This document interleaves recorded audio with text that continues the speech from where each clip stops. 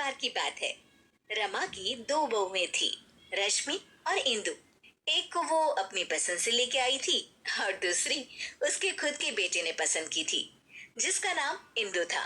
इंदु को उसकी सास पसंद नहीं करती थी और दूसरी बहू रश्मि को बहुत पसंद करती थी। रश्मि इधर तो आओ, देखो तुम्हारे लिए मैंने कंगन बनवाए हैं। अरे वाह मम्मी जी, दिखाओ। ये देखो, सोने के हैं। ये क्या मम्मी जी, इतने पतले से, ये भी कोई कंगन है? हमारे मायके में तो ऐसे कंगन नौकरानी भी नहीं पहनती। अरे तू चिंता क्यों करती है? अगली बार इससे भी महंगे कंगन बनवाऊंगी तेरे लिए। अभी के लिए तो रख ले बेटा।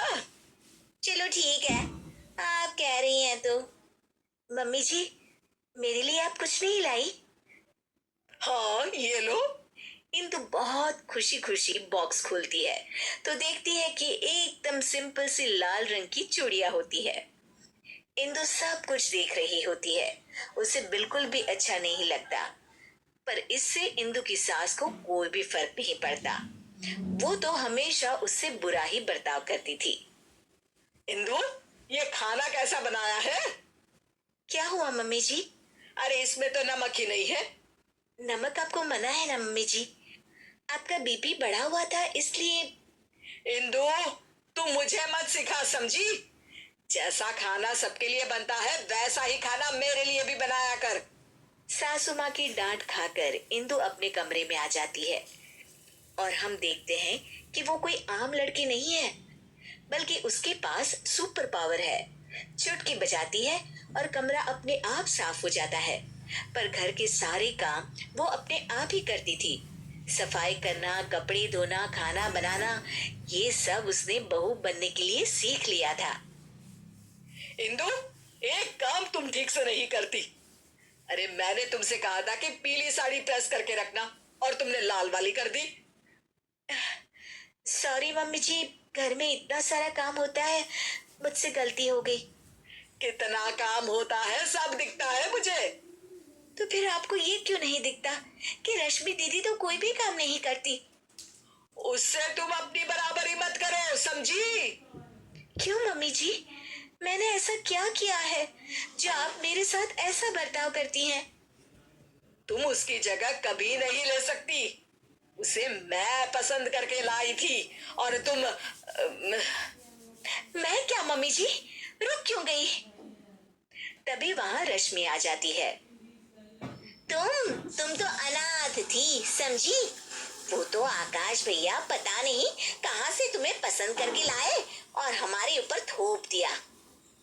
इंदु को ये सब सुनकर बहुत बुरा लगता है और वो अपने कमरे में चली जाती है। फूट फूट कर रोने लगती है। इतने में अचानक उसकी माँ की रूह उसके सामने आ जाती है। इंदु, उठो बेटा। माँ, ये लोग मुझे बहुत बुरा भला कहते हैं। कोई बात नहीं बेटा, तुम आकाश से बहुत प्यार करती हो, इसीलिए तो इंसानों की दुनिया में रह रही हो। मैं तो तुमसे हमेशा से कहती आई हूँ कि चलो यहाँ से अपनी दुनिया में। हाँ माँ, पर अब मुझसे बर्दाश्त नहीं होता। तो चलो मेरे साथ वापस हमारी अपनी दुनिया में इंदु। हाँ माँ, मैं आपके साथ ही जाना चाहती हूँ। तुमने सच में मन बना लिया है ना बेटा? हाँ माँ, मैं आपके साथ ही जाऊंगी। इंदु अपनी माँ के साथ वापस जा ही रही होती है कि तभी उसे कुछ बुरा होने का एहसास होता है। एक मिनट माँ, मुझे लग रहा है कि कुछ बुरा होने वाला है। इंदु भागते भागते बाहर आती है तो देखती है कि सासू माँ सीढ़ियों से उतर रही होती है और उनका पैर फिसलने ही वाला होता है। तभी इंदु बहुत तेज भागती है और आके सासू माँ को बचा लेती है, पर इसमें इंदु को चोट लग जाती है। मम्मी जी, आप ठीक तो है ना? आपको चोट तो नहीं आई मम्मी जी? इंदु की ये बात सुनकर सासू माँ को एहसास होता है कि इंदु कितनी अच्छी है और उनका कितना ख्याल रखती है। खुद जख्मी होते हुए भी वो सास की परवाह कर रही है। बेटा, चोट तो तुझे आ गई और तू अभी भी मेरी परवाह कर रही है। थैंक यू बेटा, थैंक यू। अगर तू न होती तो न जाने क्या होता। नहीं नहीं मम्मी जी, जब तक मैं हूँ आपको कुछ नहीं होगा।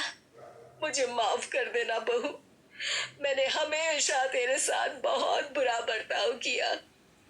अरे नहीं मम्मी जी, प्लीज आप इस तरह माफी मत मांगिए।